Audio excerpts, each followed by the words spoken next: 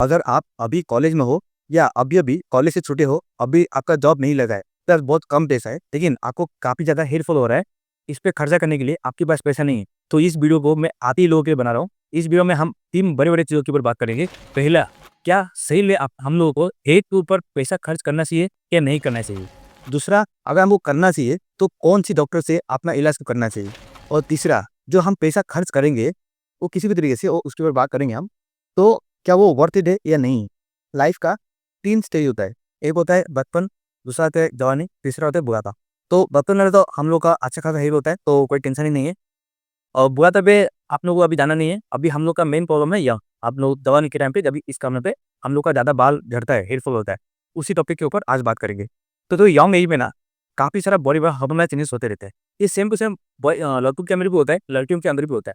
जब लड़कियों के अंदर होता है तो उल्टा वो अच्छी दिखने लगती है, तो उनके लिए तो अच्छे उनका भी कुछ माइनस पॉइंट्स है, बट दिखने में वो अच्छी दिखती है।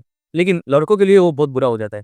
उनको काफ़ी सारे पिंपल्स आते हैं, हेयर फॉल चालू हो जाता है, तो उसमें क्या होता है ना, हम लोग का कॉन्फिडेंस डाउन होता है। अभी इसका भी 2 प्रकार है।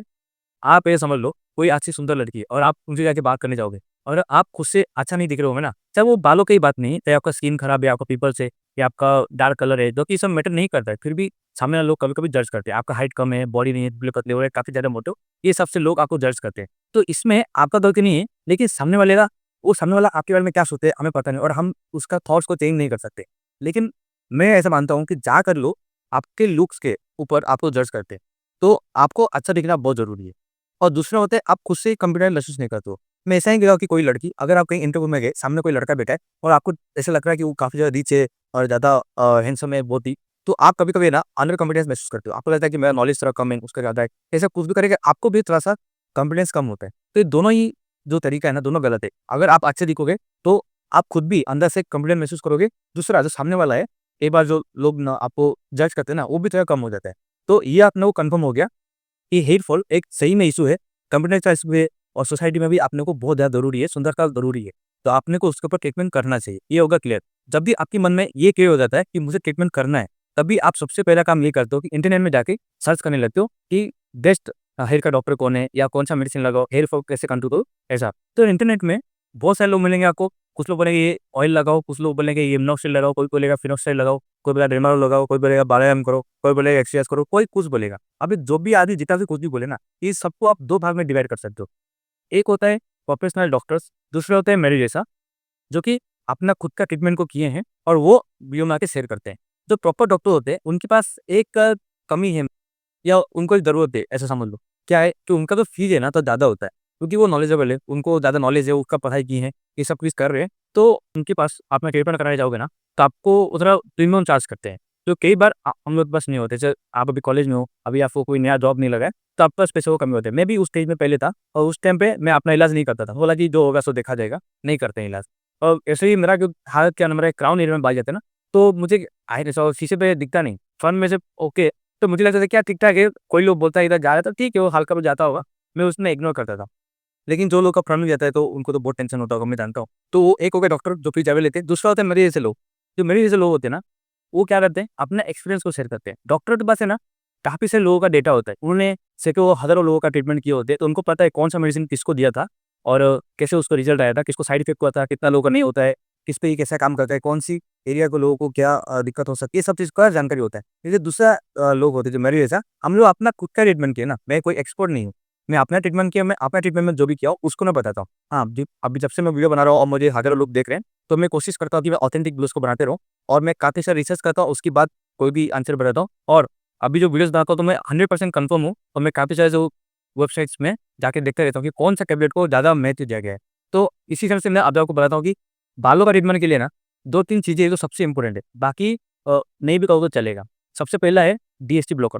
ज़्यादातर लोग जो इंडिया में या कोई भी अभी के टाइम पे हेयर फॉल का शिकार है ना, ज़्यादातर लोग मेल पेटेंट बोलने से शिकार है। यानी कि जो उनका ये पेरेंट्स से आता है, अपने पेरेंट्स में से कोई भी अगर बोल्ड है, चाहे मम्मी की साइड से हो या आपके डैडी की साइड से ना, तो अपना में आता है और ये जो मेल पेटेंट बोलने से वो डीएसटी की वजह से होता है। इसीलिए अपना सबसे मेन और इम्पोर्टेंट दवाई जो होता है, डीएसटी ब्लॉकर होता है। अभी डीएसटी ब्लॉकर की सबसे पॉपुलर यही है कि फिनासेट और रूटासेट, इन दोनों में से कोई एक मेडिसिन को खाना बहुत ज़रूरी होता है। और दूसरा दवाई होता है मिनॉक्सिडिल। ये होता है सेकंड मोस्ट, जो फर्स्ट डीएसटी ब्रोकर होता है ना, वो 70 से 80% काम आपका कर देता है। बाकी 30% जो काम बचता है वो मिनोक्सिडिल कर देता है। अगर आप ये 2 चीज़ से आप ट्रीटमेंट को चालू करोगे ना, तो आपका जो हेयर है वो वापस आना चालू हो जाएँगे और हेयर फॉल रुक जाएगा और नया बाल आने चले जाएँगे और ये मेंटेन आप कर लोगे।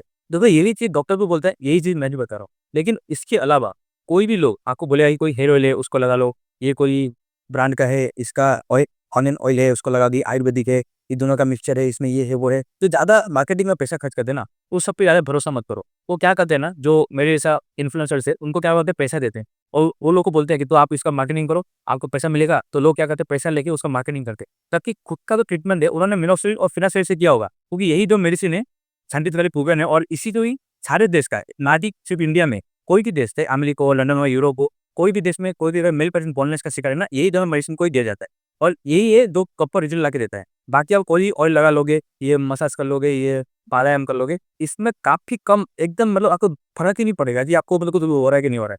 और देखो पे लोग है ना, मेरे बातों को सहमत नहीं होते होंगे, तो जो भी इंसान इससे ऑलरेडी गुज़र चुका है ना, वो प्लीज़ कमेंट में अपना बात बता के जाना, तो बाकी लोग जब पढ़ेंगे ना, तो उनको समझ में आएगा कि मैं सही बोल रहा हूँ। अभी हम लोग फाइनल क्वेश्चन के ऊपर आते हैं कि ये सब करने के लिए बहुत सारे पैसा लगता है, तो हम लोग पैसा कहाँ से लेके आएँ?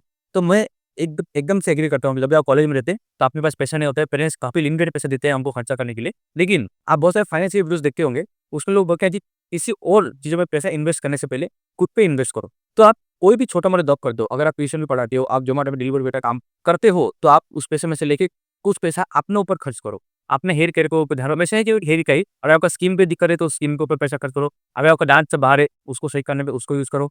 अगर आपके पास अच्छे कपड़े नहीं है, उस पे खर्चा करो। अच्छे कपड़े यानी कि महँगे कपड़े की बात नहीं कर रहा हूँ, जो आपको फिट हो वैसा। अगर आपका बॉडी शेप में नहीं है, आप जिम जाओ, एक्सरसाइज करो, खुद पे मेहनत करो, खुद पे खर्चा करो, वो करना ही चाहिए और सबसे तो पहले इन्वेस्टमेंट है ना, खुद पे ही होना चाहिए। अगर आप कोई भी जॉब नहीं करते हो, तो करो और जब पहला सैलरी आएगा ना, तो खुद पे खर्चा करना। जो आपको पसंद है, उस पे खर्चा करना। इसका जो इन्वेस्टमेंट और रिटर्न है, वो काफ़ी अच्छा है। लॉन्ग टर्म में आपको काफ़ी अच्छा रिज़ल्ट दिखाई देगा। इस वीडियो का पूरा कोर मैसेज यही था कि आपको खुद पे खर्चा करना चाहिए, खुद को अच्छा दिखाने का कोशिश करना चाहिए, उससे अंदर से कॉन्फिडेंस आता है। अगर आपको इस वीडियो से कोई भी सीखने मिला है और आपको लगता है किसी और का काम आ सकता है, तो उसके साथ शेयर करो। अगर आपको कुछ भी सवाल है ना इसके रिलेटेड, तो कमेंट में पूछना, मैं हर एक कमेंट को आंसर करता हूँ। अगर वीडियो अच्छा लगा तो चैनल को सब्सक्राइब कर देना। मैं ऐसे ही हेयर के ऊपर वीडियोज़ बनाता रहता हूँ और वीडियो में यहाँ तक बन गए, तो thank you so much for watching.